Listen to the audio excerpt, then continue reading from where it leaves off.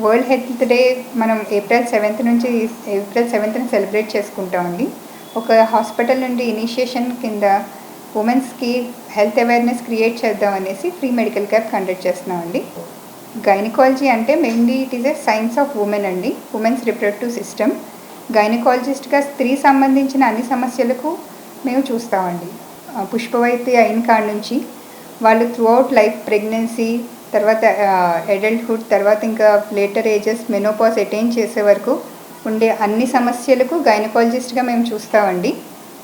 And ముఖ్యంగా ఇంట్లో మేము చూసే సమస్యలు ఏంటి అంటే టీనేజ్ వయసులో వచ్చేసరికి precocious puberty, delayed puberty, oligomenorrhoea, menorrhagia and hirsutism, PCOS problem ఉంటుంది. ప్రెగ్నెన్సీ రిలేటెడ్గా వచ్చేసరికి కొంచెం 20 to 30 years ఏజ్లో ఉన్న వాళ్ళకు ప్రెగ్నెన్సీ రిలేటెడ్ సమస్యలు చూస్తాము. అలాగే ప్రెగ్నెన్సీ అటైన్ చేయలేని వాళ్ళలో ఇన్ఫర్టిలిటీ సమస్యలు ఉంటాయి, ఇన్ఫర్టిలిటీకి శ్రద్ధ చూపిస్తాము. 30 to 40 years ఏజ్లో menorrhagia problems, fibroid uterus, endometriosis, adenomyosis ఇలాంటి సమస్యలు అధికంగా కనిపిస్తాయి. ఇంకొంచెం పెద్దవాళ్ళలో అంటే మోర్ దెన్ 40 years, అరౌండ్ 50 సరౌండింగ్లో ఫిమేల్స్ మెనోపాజ్ అటైన్ చేస్తారండి. అంటే మెన్సెస్ ఆగిపోవటం వాళ్ళకి, అలాగే గర్భసంచి జారింది అని చెప్తారు, ప్రొలాప్స్ యూట్రస్, ఆ సంబంధించిన సమస్యలు, అలాగే యూరినరీ ఇన్కాంటినెన్స్, దగ్గినా తుమ్మినా వచ్చే సమస్యలకి మేము చూస్తామండి. రిప్రొడక్టివ్ ఏజ్ గ్రూప్లో మెయిన్గా వస్తారండి. అంటే రిప్రొడక్టివ్ ఏజ్లో వన్స్ ప్రెగ్నెన్సీ వచ్చింది, ప్రెగ్నెన్సీ కావాలి అన్న వాళ్ళు ఎక్కువగా ఉంటారు. దాని తర్వాత నడి వయసుకు వచ్చిన వాళ్ళలో మెనోరేజియా ప్రాబ్లమ్స్ తోటి బ్లీడింగ్ ఎక్కువ అయిపోతుందండి, మాకు గర్భసంచి ఆపరేషన్ చేయండి, మాకు గర్భసంచితోటి ప్రాబ్లం ఉంది తీసేయండి అన్న వాళ్ళు ఎక్కువగా ఉంటూ ఉంటారండి. యంగ్ ఏజ్లోకి వచ్చేసరికి మనకి యూజువల్గా పీరియడ్స్ స్టార్ట్ అవటం, పుష్పవతి అవటం అనేది 11 to 12 yearsలో మనం చూస్తూ ఉంటాం. అయితే ఇప్పుడు మారుతున్న వాతావరణాన్ని బట్టి, మనం తీసుకునే ఆహార పదార్థాలు బట్టి ఎక్కువ ఫ్యాటీ డైట్, ఫాస్ట్ ఫుడ్ సొసైటీలో ప్రికాషియస్ ప్యూబర్టీ అనేది ఒకటి ఉంటుంది. అంటే 9 ఏళ్ళ వయసులోపు అమ్మాయిలు మెన్సెస్ అటైన్ చేస్తాం. 9 ఏళ్ళ వరకు మనం యూజువల్గా పిల్లల్ని పీడియాట్రిషియన్ దగ్గరికి చూపిస్తూ ఉంటాం.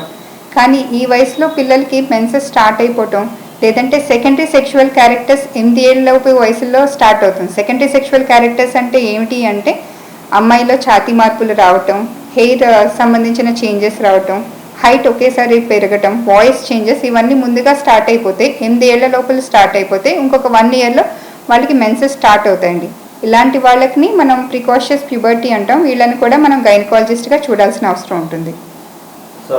సమస్యలు గుర్తించకపోవటం అనేది మనకి ఎడ్యుకేషన్ ఇగ్నోరెన్సే మెయిన్ ప్రాబ్లం అండి. వాళ్ళకి సమస్య వచ్చినా సమస్యతోటి బాధపడుతూ ఉంటారు తప్ప దీనికి మనం సలహా తీసుకుని చిన్న మెడికేషన్ ద్వారా, చిన్న ప్రొసీజర్ ద్వారా ఆ సమస్య నుంచి బయటపడవచ్చు అన్న అవగాహన చాలామందిలో లేదు. అలాగే ఈ ఫాస్ట్ ప్రపంచంలో ఏదైనా ఇమీడియట్ రిలీఫ్ అనుకుని ఓవర్ ద కౌంటర్ మెడికేషన్స్కి వెళ్ళిపోతారు తప్ప మనం చూపించుకుని చేసుకుంటే బాగుంటుంది అన్నది కొంచెం అవగాహన తక్కువగా ఉందండి. పీరియడ్స్లో వచ్చే నొప్పి చూసుకోండి, ఇమీడియట్గా మెన్సెస్ స్టార్ట్ అయిన తర్వాత 1 to 2 years, 3 years వరకు పిల్లలు, అమ్మాయిలకి పీరియడ్స్లో బాగా పెయిన్ వచ్చేసి స్కూల్కి వెళ్ళలేకపోవటం అలాంటి సమస్యలు ఉంటాయి. వాళ్ళకు జనరల్గా ఏదో ఒక పెయిన్ కిల్లర్ వేస్తారు, లేదంటే ఏదో ఒకటి చేసి అక్కడికక్కడ ఆ సమస్య ఎండ్ అయిపోతుంది. కానీ దానికి కూడా మనం చూపించుకోవచ్చు, దానికి కూడా ట్రీట్మెంట్ ఉంటుంది అని తెలీదు. అలాగే టీనేజ్ పిల్లలకి వచ్చేసరికి వాళ్ళకి ఎక్సెస్గా ఫేషియల్ హెయిర్స్ అవి వస్తుంటాయి. కొంతమంది అమ్మాయిల్లో అవాంఛిత రోమాలతోటి చాలామంది బాధపడుతూ ఉంటారు. బ్యూటీ పార్లర్కి వెళ్తారు, రిపీటెడ్గా వ్యాక్సినేషన్స్ చేయించుకుంటారు. అలాంటి వాళ్ళని కూడా గైనకాలజిస్ట్గా మేము చూస్తామండి. ఆ సంబంధిత ప్రాబ్లమ్స్ని కూడా ట్రీట్ చేయాల్సి ఉంటుంది. ఫర్టిలిటీ ప్రాబ్లంకి వచ్చేసరికి మన ఇండియన్ స్టాండర్డ్స్ ప్రకారం 15% ఆఫ్ రిప్రొడక్టివ్ ఏజ్ గ్రూప్లో ఉన్న వాళ్ళకి ఫర్టిలిటీ ప్రాబ్లమ్స్ ఉన్నాయండి. ఆ 15%లో చూసేసరికి మేల్ అండ్ ఫీమేల్ పార్ట్నర్స్కి ఇద్దరికి ఇంపార్టెన్స్ ఉంటుంది. 40% మేల్ ప్రాబ్లమ్స్ ఉంటే 40% ఫీమేల్, 20% అనేది కంబైన్డ్ ప్రాబ్లమ్స్ అనేవి ఫేస్ చేస్తున్నారు. మెయిన్గా ఇక్కడ అవగాహన లోపం అండి. ఇన్ఫర్టిలిటీ అనేసరికి ఓన్లీ ఫీమేల్స్ వరకునే పరిమితం అయిపోతున్నారు. ఆ ఓన్లీ లేడీస్ వచ్చి టెస్ట్ చేయించుకుంటారు, మాకు పిల్లలు కావాలండి అని చెప్తారు. ఇక్కడ అవేర్నెస్ అనేది చాలా తక్కువ అండి. ఫర్టిలిటీకి వచ్చేసరికి మేల్ అండ్ ఫీమేల్ పార్ట్నర్స్ ఇద్దరూ కలిపి గైనకాలజిస్ట్ని కలవాల్సిన అవసరం ఉంటుంది. ఇద్దరికి న్యాచురల్ మెకానిజం ఆఫ్ ఫెర్టిలైజేషన్ ఏంటి అనేది వాళ్ళకి అట్లీస్ట్ ఒక ఎక్స్ప్లెనేషన్ వాళ్ళకి తెలియాలి. తెలిసిన తర్వాత దానికి స్పెసిఫిక్గా మేల్ పార్ట్నర్కి ఏమైనా ప్రాబ్లం ఉంది అనుకుంటే మనం బేసిక్ ఇన్వెస్టిగేషన్స్లో, బ్లడ్ టెస్ట్లో, సెమెన్ అనాలిసిస్లో, స్కానింగ్లో తెలిసిపోతుంది. లేదు అలాంటప్పుడు మేల్ పార్ట్నర్కి ఏమైనా ప్రాబ్లం ఉంటే కన్సర్న్గా ఆండ్రాలజిస్ట్ కానీ ఒక యూరాలజిస్ట్ దగ్గర కానీ వాళ్ళు సంప్రదించాల్సిన అవసరం ఉంటుంది. గైనకాలజిస్ట్గా ఫిమేల్లో ఇన్ఫర్టిలిటీకి రిలేటెడ్గా ప్రాబ్లమ్స్ అంటే ఓవరీ రిలేటెడ్ చేంజెస్ ఉంటాయి, గర్భసంచి నార్మల్గా ఉండాలి, అలాగే ట్యూబ్స్ అన్నీ నార్మల్గా ఉంటే దానికి తగినట్టుగా టెస్టులు చేసి మనకి మెడిసిన్స్ తోటి, చిన్న చిన్న మెడిసిన్స్ తోటి ఇన్ఫర్టిలిటీని ప్రివెంట్ చేయొచ్చు. పీసీఓఎస్ ప్రాబ్లం ఉన్న వాళ్ళకి ఫర్టిలిటీ అవ్వటం అనేది కొంచెం కష్టం అవుతుందండి. పీసీఓఎస్ ప్రాబ్లం అనేది ఎట్లా గుర్తిస్తారు అంటే పేషెంట్ పీరియడ్స్ సరిగ్గా రాకపోవటము, లేదంటే ఎక్సెస్ ఆఫ్ ఆండ్రోజన్స్ అంటారు, ఎక్సెస్గా హార్మోన్స్, మేల్ హార్మోన్స్ ఎక్కువ రిలీజ్ అవటం వల్ల ఫేషియల్ హెయిర్ అది పెరగటము, అలాగే స్కానింగ్లో అండాశయాలలో చిన్న చిన్న నీటి బుడగలు లాంటివి వస్తాం. ఇవన్నిటి ఫీచర్స్ని కంబైన్ చేసి మనం పీసీఓఎస్ సిండ్రోమ్ అనేసి అంటాము. అలాంటి వాళ్ళలో ఇన్ఫర్టిలిటీ ప్రాబ్లమ్స్ అనేవి ఉంటాయండి. అవునండి, వీటిని కూడా ఇనీషియల్ డయాగ్నోసిస్ అయితే గైనకాలజిస్ట్లే చేస్తారు. ఓవరీస్ సంబంధించి అయితే మేమే చూస్తాము. బ్రెస్ట్ సంబంధించి వచ్చేసరికి జనరల్ సర్జన్స్ చూస్తున్నారు, కానీ ఫస్ట్ అయితే అప్రోచ్ అయ్యేది గైనకాలజిస్ట్ దగ్గరికి. బ్రెస్ట్లో చేంజెస్ వచ్చేసరికి కొత్తగా ఏమైనా కంతుల కింద తగలటము, ఏమైనా డిశ్చార్జ్ లాంటిది రావటం, లేదంటే స్కిన్ దాని మీద ఎరుపెక్కిపోవటం, ఇలాంటివి చేంజెస్ ఉన్నప్పుడు ఫస్ట్గా వాళ్ళు ఒక గైనకాలజిస్ట్ని వచ్చి సంప్రదించాల్సిన అవసరం ఉంటుంది.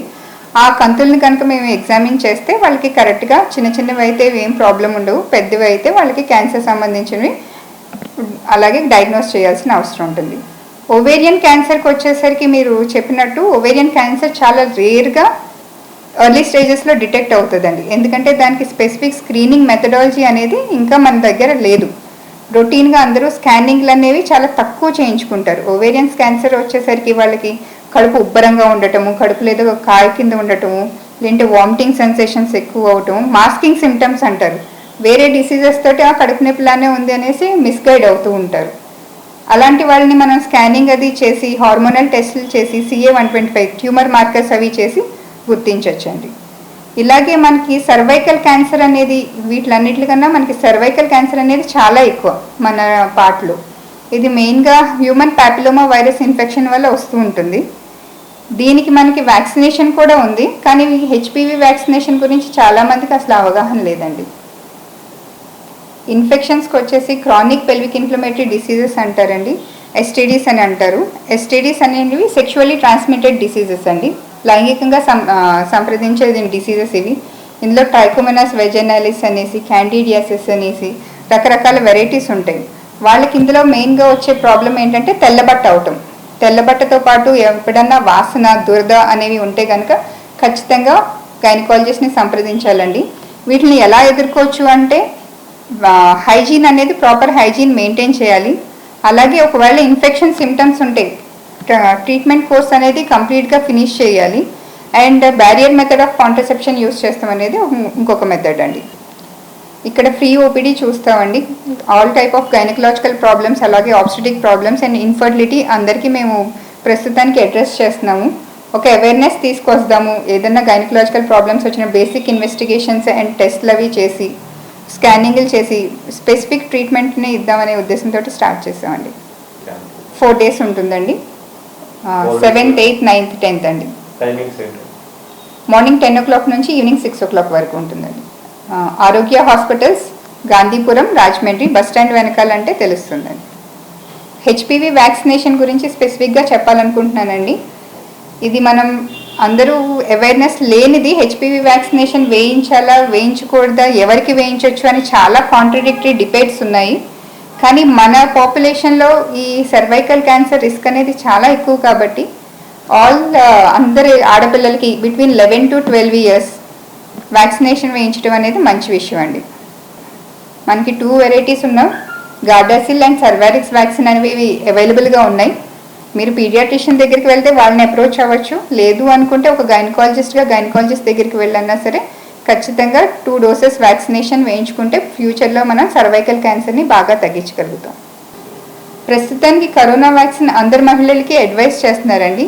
ఒక్క ప్రెగ్నెంట్ లేడీస్లోనే మనకి స్టడీస్ ఇంకా అంత లేవు కాబట్టి ప్రెగ్నెంట్ వాళ్ళని మాత్రం వ్యాక్సినేషన్ ఇంకా అడ్వైస్ చేయట్లేదు.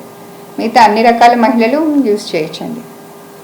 అండ్ బీపీ, షుగర్ ఇలాంటి ఏమన్నా ఇబ్బందులు ఉన్న వాళ్ళు స్పెసిఫిక్గా ముందుగానే తీసుకోవాలి. ఇమ్యూనో కాంప్రమైజ్డ్ వాళ్ళు ముందుగానే తీసుకోవాలి వ్యాక్సినేషన్. ఉదయిస్తున్న సూర్యునితో ప్రభవిస్తున్న వార్తా ప్రపంచం ఈస్ట్ న్యూస్.